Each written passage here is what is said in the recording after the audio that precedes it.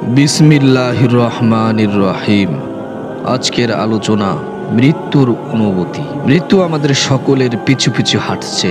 মৃত্যু আমাদের সবসময় কাছেই থাকে, বাকি সে আমাদের কবজা করে না, কারণ আল্লাহর হুকুমের অপেক্ষায় থাকে। আল্লাহ তাআলা হুকুম করলেই আমাদের রূহকে মৃত্যু কবজা করে নিবে। মৃত্যুর অনুভূতিটা এমন যে যখন আপনি মুমূর্ষ অবস্থায় বা অসুস্থ অবস্থায় বিছানায় পড়ে থাকবেন, তখন হয়তো আপনার পাশে আপনার আত্মীয় স্বজন বা পিতামাতা, ছেলে সন্তান, কেউ না কেউ আপনার পাশে থাকবে। আপনার শেষ নিঃশ্বাসটা ত্যাগ করার সময় মানুষ চেয়ে চেয়ে দেখবে, কিন্তু কিছুই করার থাকবে না। যখন আপনার নিঃশ্বাস ত্যাগ হয়ে যাবে, আপনি মৃত্যুবরণ করবেন, তখন আপনার পাশে যে থাকবে চিৎকার করে কেঁদে উঠবে এবং বলবে, দুনিয়া ছেড়ে এই তো চলে গেল।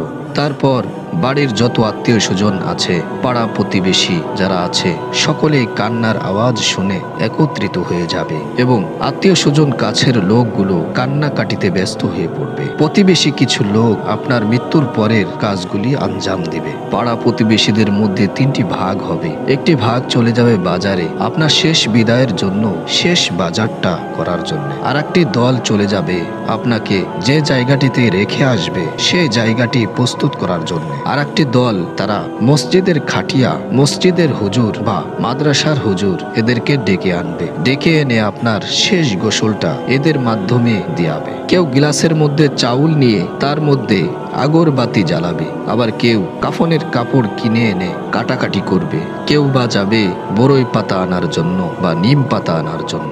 আপনার গোসলের জন্য কেউ গরম পানি প্রস্তুত করবে। একে একে সমস্ত কাজগুলি হয়ে যাবে খুব অল্প সময়ের মধ্যে। তার মধ্যে যখন আপনাকে গোসল দিবে, তখন আপনার গায়ে যে জামা কাপড় ছিল সমস্ত জামা কাপড়গুলি খুলে ফেলবে। তারপর আপনার উপর দিয়ে একটি চাদর বিছিয়ে দেবে সতর ঢাকার জন্য, এবং আপনাকে গোসল করানোর জন্য মশারি বা কাপড় দিয়ে উঠানের মাঝখানে টানিয়ে দিবে, যাতে করে আপনার দেহটা কেউ না দেখতে পারে। প্রথমে আপনাকে উজু করাবে, তারপর আপনার উপর দিয়ে কিছু গরম পানি ঢেলে দিবে। তারপর আপনাকে সাবান দিয়ে শেষবারের মতো গোসল করাবে। গোসল করানো শেষ হয়ে গেলে মসজিদের খাটিয়া সুন্দর করে মুছে প্রস্তুত করে আপনার লাশের পাশে আনা হবে এবং বিছানো হবে সেই সাদা কাফন, যেটার মধ্যে সকল মানুষকে জড়াতে হয়। বিছানো শেষ হলে আপনার পিঠের নিচ দিয়ে একটি গামছা ঢুকিয়ে পায়ের কাছে এবং মাথার কাছে দুজন ধরবে, উঁচু করে আপনাকে কাফনের উপরে শুইয়ে দিবে। তারপর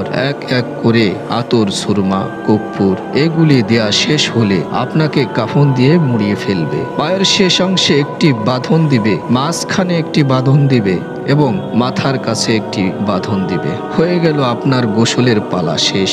এবার আপনাকে যে জায়গাটায় নিয়ে যাবে সেই জায়গাটায় সমস্ত মানুষকেই যেতে হয়। আপনি যদি পৃথিবীর সবচাইতে বড় ধনী হন এবং আপনার হাজার হাজার বিঘা সম্পত্তিও থাকে, তারপরেও আপনাকে 3.5 হাত মাটির ওই ছোট্ট ঘরে আপনার আত্মীয় স্বজন প্রতিবেশীরা রেখে আসবে। আপনাকে নিয়ে যাবে ঈদগাহের ময়দানে বা মসজিদের সামনে। সেখানে কিছু লোক আপনার জানাজা দেওয়ার জন্য দাঁড়িয়ে থাকবে, অপেক্ষা করবে।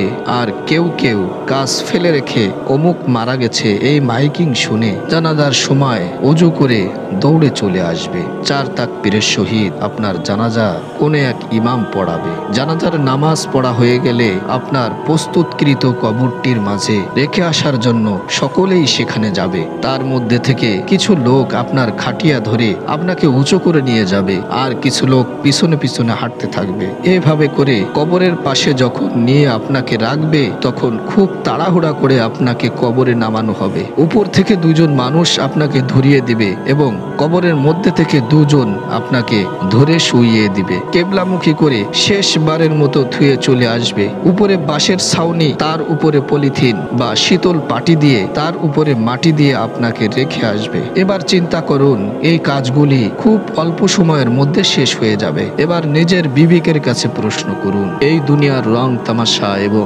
দুনিয়ার নাজ নিয়ামত কোনো কিছুই আমার সাথে যাবে না। সবকিছুই যার যার স্থানেই পড়ে থাকবে। শুধুমাত্র আমাকে এই দুনিয়া ছেড়ে চলে যেতে হবে।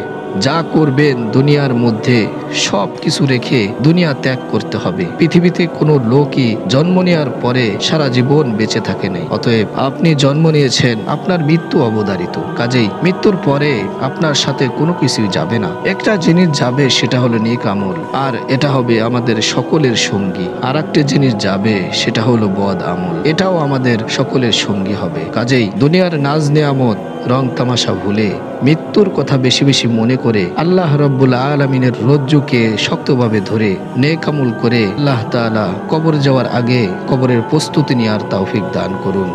আমিন।